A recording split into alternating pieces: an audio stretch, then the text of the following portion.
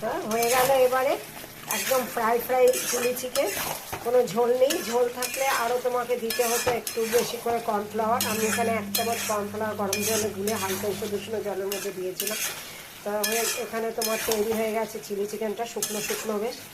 এই egg fried রাইসের সাথে বা প্লেন ফ্রাইড রাইসের সাথে তোমার দারুণ জমবে। এবারে দেখো এটা হয়ে গিয়ে এবার আমি ওপর থেকে পেঁয়াজ কলি ছড়িয়ে দিলাম। যেহেতু আমার কাছে এখন পেঁয়াজ গাছ নেই, তাই আমি পেঁয়াজ কলি ছড়িয়ে দিলাম। এখন তো নরম নরম বেশ কচি পেঁয়াজ কলিগুলো আছে, এখন আস্তে আস্তে এর মধ্যে এই গরমের মধ্যেই হয়ে যাবে। আর তোমার যে কোনো চাইনিজ খাবারে একটু আজিনোমোটো আর ওলেগামা সস না দিলে ঠিক ভালো লাগে না। এ দেখো হয়ে গেল আমার চিলি চিকেন। খুবই তাড়াতাড়ি হয়ে যায় চিলি চিকেন, সবথেকে ইজি বানানো, বাড়িতে সবথেকে ইজি বানানো চিলি চিকেন। ব্যাস, এবার তেল ছেড়ে দিয়ে